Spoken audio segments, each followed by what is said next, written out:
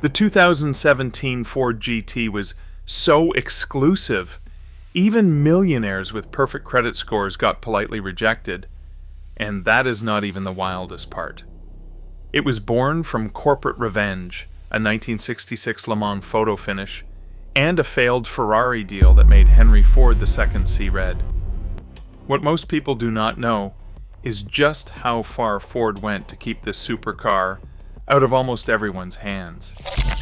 So how did a car built for speed become a legend you could not just buy, no matter your bank account?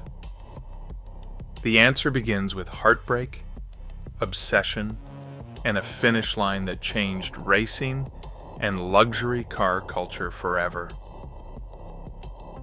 June 19th, 1966. The final hour of the world's toughest race. Ken Miles, a wiry Brit with a permanent grease stain and a talent for making cars do things they really should not, had the Le Mans circuit in his grip. The Ford GT40 thundered past the grandstands, the only real threat behind him, a wall of Italian frustration and a ticking clock. For 23 hours, Miles and co-driver Denny Hume had pushed the #1 car to a near flawless run, leading the charge in Ford's all-out campaign to dethrone Ferrari. The plan was working. Ford's pit wall buzzed with nervous energy, and in the garages, Henry Ford II's lieutenants were already polishing their victory speeches. Then came the order. Instead of charging to the finish, Miles was told to slow down. Ford's public relations chief, Leo Beebe, wanted a staged photo. All 3 GT40s crossing the line together, a rolling billboard for American dominance. For a man who lived for the stopwatch, this was like being told to moonwalk at the Olympics. Still, Miles eased off, letting Bruce McLaren's #2 and Ronnie Bucknam's #5 Fords catch up. Cameras clicked, the crowd cheered, and Ford's executives congratulated themselves on a marketing masterstroke. But there was a catch, one only the rulebook cared about. The #2 car, driven by McLaren and Chris Amon, had started farther back on the grid. According to Le Mans officials, that meant it technically covered more distance over the 24 hours. So when the 3 Fords rolled across the line in formation, the win went not to Miles, but to McLaren and Amon. Ken Miles, the man who had dominated the race, was suddenly second. He had been poised to make history as the only driver to win Daytona, Sebring, and Le Mans in the same year. Instead, he got a handshake and a spot in the footnotes. Miles did not hide his disappointment. To his friend Charlie Agapiou, he muttered, "We were told to finish neck and neck. If they'd let Bruce and me race for it, we would not have had all this nonsense." Journalist Brock Yates later wrote that Miles felt screwed. The official win photo, meant to show Ford's triumph, became a symbol of corporate interference. For Miles, it was a bitter lesson. Sometimes even victory can be engineered out of reach. Just 2 months later, tragically, tragedy struck again. On August 17, 1966, during testing of Ford's next prototype at Riverside, Miles was killed when the car flipped at high speed. The man who had given Ford its greatest racing weapon was lost to the very pursuit that made him a legend. In the end, the photo finish at Le Mans was not just a public relations move, it was a reminder that behind every corporate victory there is a human cost. And sometimes, the best driver does not get the trophy, just the heartbreak. In 1963, Henry Ford II sat in his office, staring at a deal that had just exploded in his face.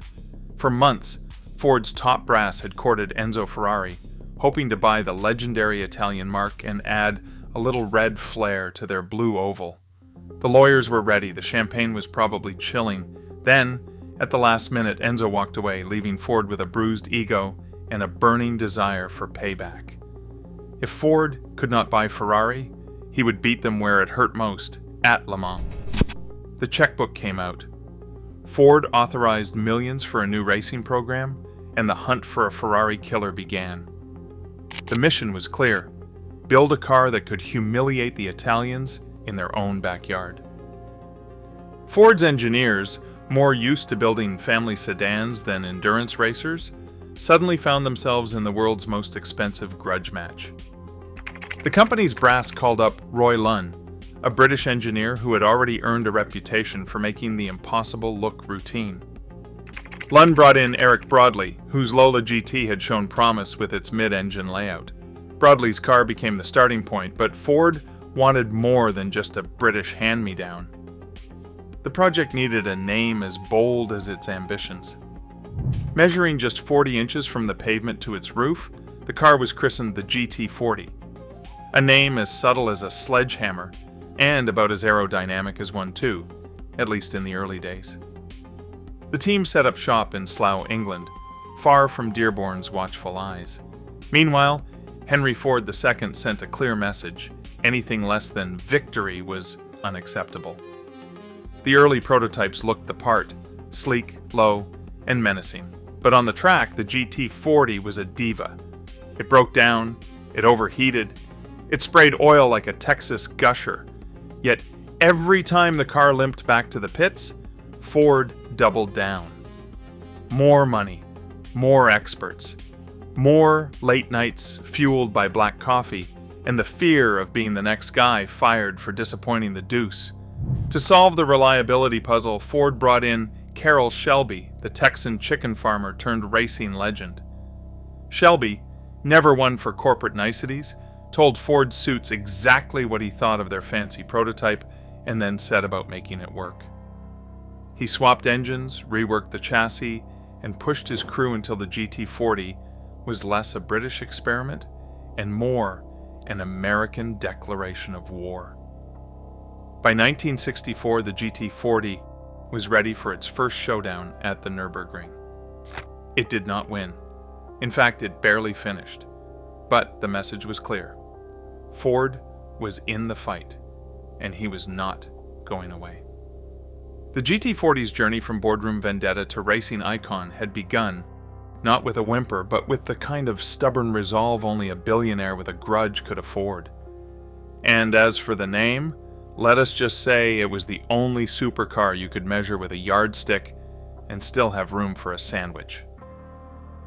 Camillo Pardo walked into the Ford design studio with a single mission: channel the attitude of the GT40, not just its silhouette. The 2002 concept reveal did not just borrow the old car's shape, it wore it like a tailored suit, with every crease and curve a deliberate nod to the Le Mans legend. The roofline sat impossibly low, hugging the ground at just over 43 inches, daring anyone in a top hat to even try getting in.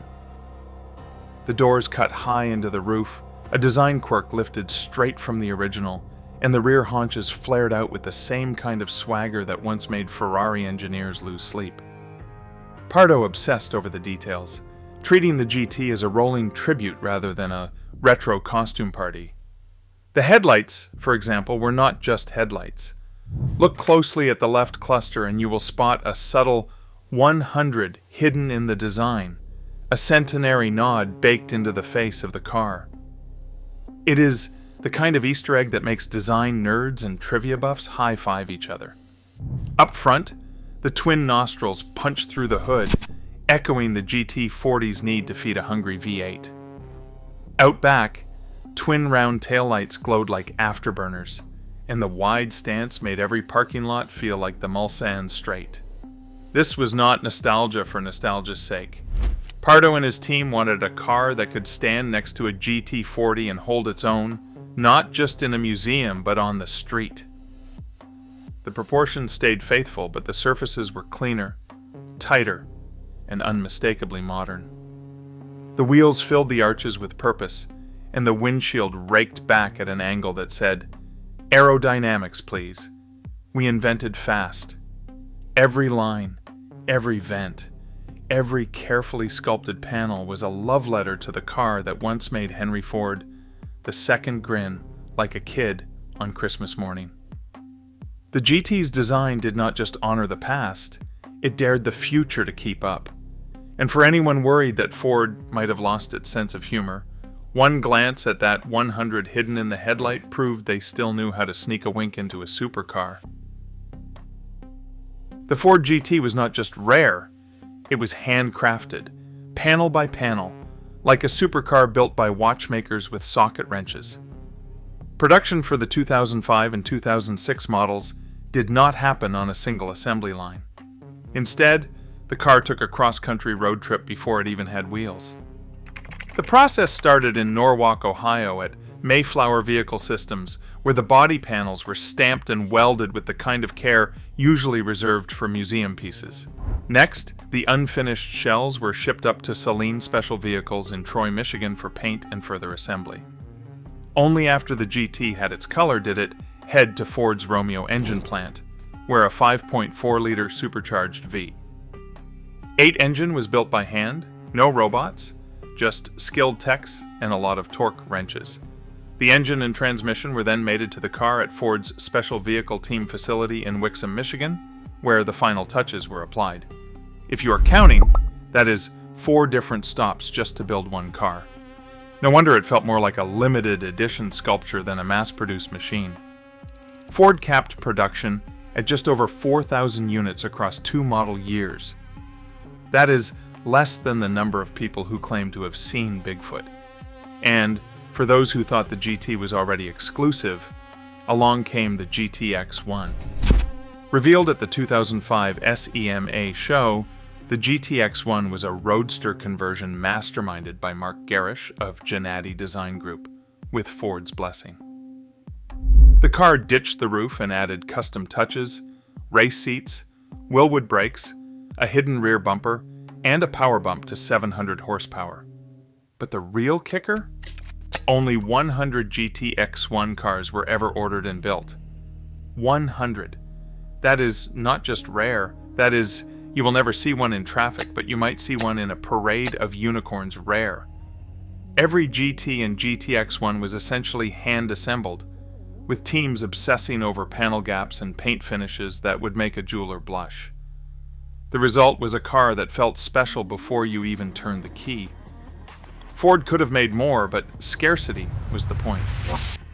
The GT was not just a car, it was a membership card to an exclusive club, and the guest list was kept short on purpose. 12 people. That's all Ford trusted with the secret. Somewhere deep in Dearborn, far from the usual glass-walled studios and corporate coffee machines, an old basement became the birthplace of the next Ford GT.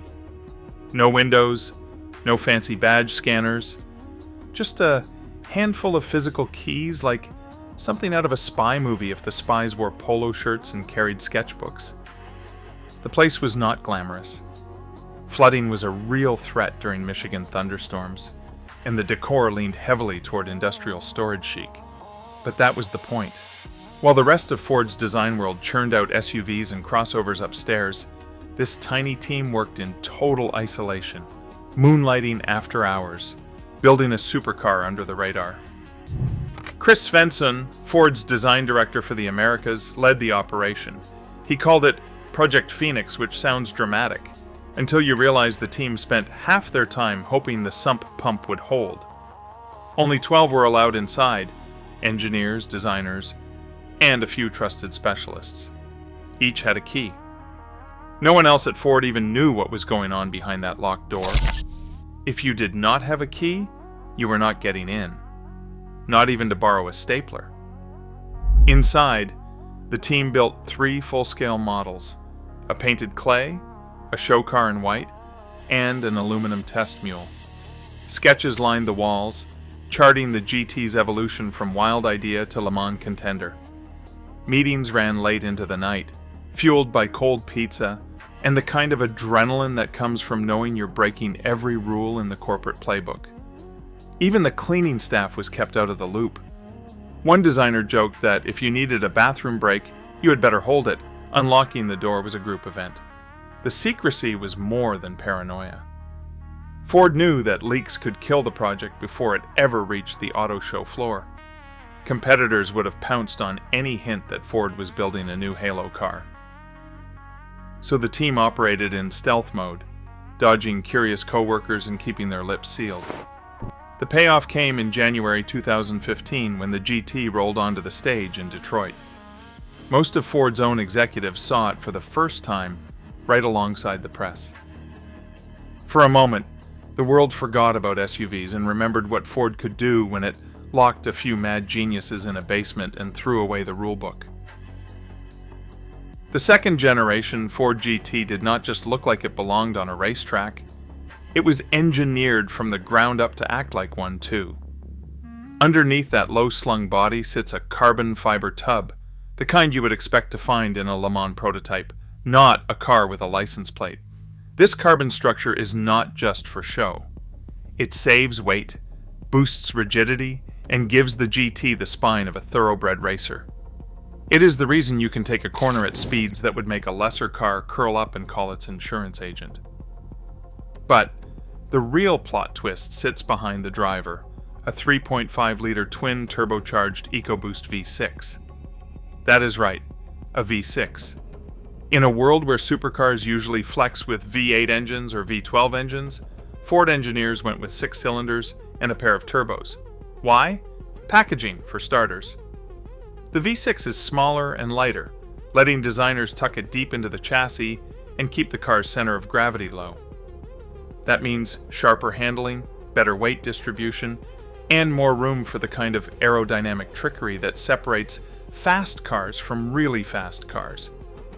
And speaking of aerodynamics, the GT is full of surprises. The body is not just slippery, it is alive. Active aerodynamic elements, like a rear wing that rises and pivots with speed and braking, help the car stick to the road or shed drag at the push of a pedal. Air tunnels carved into the rear haunches funnel wind through the body, cooling the engine and keeping the car glued to the tarmac. The result is a shape that slices through the air on the Mulsanne straight, but hunkers down in the corners like a caffeinated house cat. Pop the rear hatch and you will find 647 horsepower waiting to be unleashed. That is enough to launch the GT from 0 to 60 miles per hour in under 3 seconds, and push it to a top speed of 216 miles per hour. Ford did not just want numbers, they wanted proof. Every inch of the car, from the carbon tub to the turbo V6, was born out of the demands of endurance racing. As one Ford engineer put it, we did not build a road car and then try to race it. We built a race car and then gave it a license plate. It is a philosophy you can feel in every bolt and every boost of turbo pressure. The GT is not just a nod to history, it is a rolling science experiment designed to prove that brains, not just brawn, win races. And if you are wondering why Ford went all in on technology instead of tradition, just look at the stopwatch. In racing, the only thing that matters is the numbers at the end of the lap. Numbers have a way of cutting through hype, and the Ford GT's stats do not just speak, they shout. Car and Driver clocked the 2017 GT at 0 to 60 in 3 seconds flat. Not 3 point something, not about 3, just 3. That's faster than most people can say EcoBoost. Keep your foot down, and the GT keeps pulling, topping out at 216 miles per hour. That is not just supercar territory. It is you would better call ahead and warn the next county territory. Motor Trend's test team did not hold back either. They measured the GT's curb weight at 3,054 pounds, remarkably light for a car with so much tech packed into its carbon fiber shell. The power-to-weight ratio turns every straightaway into a physics lesson, and every corner into a test of nerve. The GT's 3.5-liter twin-turbo V6 churns out 647 horsepower, and while some purists grumbled about cylinder count, the stopwatch did not care. On the quarter mile, the GT posted an elapsed time of 10.8 seconds at 134 miles per hour. That is the kind of number that makes even seasoned drag racers raise an eyebrow. But the GT is not just a straight-line missile.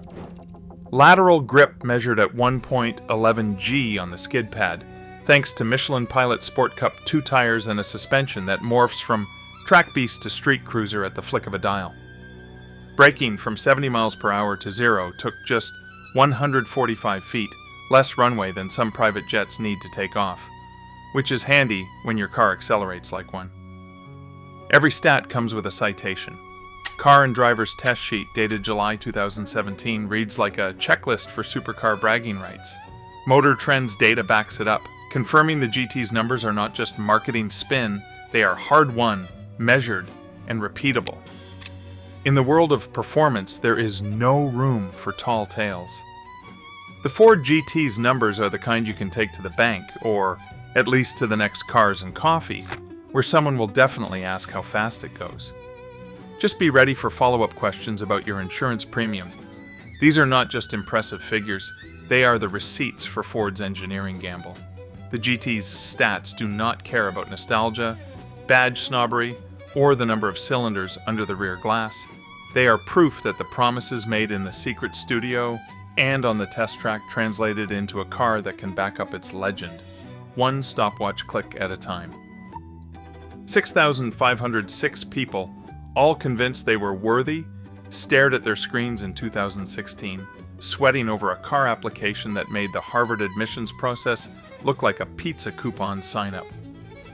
Ford was not just selling a car. They were auditioning for the world's most exclusive pit crew.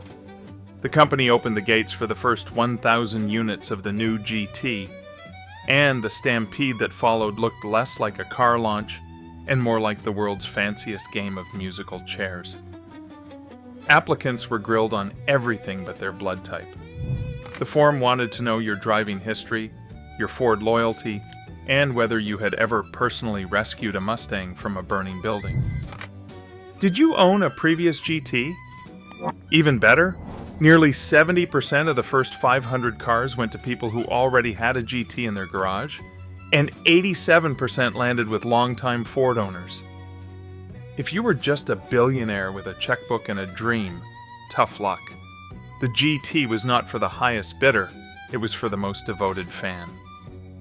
Ford's allocation office became the automotive equivalent of Willy Wonka's factory. Instead of golden tickets, they handed out allocation letters and a welcome guide that might as well have started with, "Congratulations, you are not a flipper."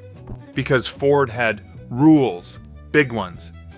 Every lucky winner had to sign a contract promising not to sell their GT for at least 2 years. No flipping, no quick profits, no auction house shenanigans. Anyone caught breaking the rules risked lawsuits, blacklisting, and eternal banishment from the Ford Cool Kids table. The anti-flip clause was not just legal fine print, it was a full court press. Ford wanted their Halo car seen and driven, not traded like a rare Pokemon card. Buyers agreed to keep their GT models off the auction block until the clock ran out, and Ford's legal team stood by with a stopwatch and a stack of paperwork. The message was clear. This car was for showing off, not cashing in. Of course, the process left thousands of hopefuls in the dust, some with more money than patience, all with a newfound respect for the phrase limited edition. The Ford GT was not just rare. It was a car so exclusive, even rich people had to pass a background check, write an essay, and pinky swear they would never treat it like an investment property. For everyone on the outside looking in, it was the ultimate case of automotive FOMO. Proof that sometimes loyalty beats a limitless bank account. John Cena, the man who never gives up, unless it is a Ford GT contract, became the poster child for Ford's anti-flipping crusade. In 2017, Cena managed to snag a new Ford GT, a feat that required more paperwork and background checks than some government jobs. But barely a year later, his GT popped up for sale, and Ford's legal team leapt into action faster than Cena off the top rope. The contract said no resale for 2 years. Cena sold anyway. Ford sued. Cue headlines: Ford sues John Cena over supercar flip, a phrase that, if nothing else, proves we are living in the weirdest timeline. The lawsuit did not drag out in public. Instead, Cena and Ford reached a confidential settlement, and somewhere in Dearborn, a lawyer crossed wrestler litigation off their bucket list. Rumors swirled that Cena had to return the profit or donate to charity, but no one outside the boardroom knows for sure. What is clear is that Ford wanted to make an example. If a celebrity could not bend the rules, what chance did the average millionaire stand? But the real test of Ford's contract muscle came at the auction house. In 2018, a 2017 Ford GT landed on the block at Mecum auctions, consigned by a dealer who had bought it from the original owner, who may have just wanted to make their mortgage payment for the next decade. Ford tried to stop the sale with a court injunction, arguing their 2-year no-flip clause still applied. The judge disagreed. The car was already out of Ford's hands and, more importantly, out of legal reach. The auction went forward. Mecum and Ford settled after the gavel fell, with Mecum agreeing to keep new GTS off the block if they were still within the 2-year window, and to check with Ford before selling cars with uncertain provenance. Proceeds from the settlement ended up with the Ford Motor Company Fund, which probably bought a lot of blue oval t-shirts. These courtroom dramas showed the limits of Ford's control. Contracts could scare off most would-be flippers, but once a car changed hands a few times, the paper trail got as thin as a supercar's cup holder.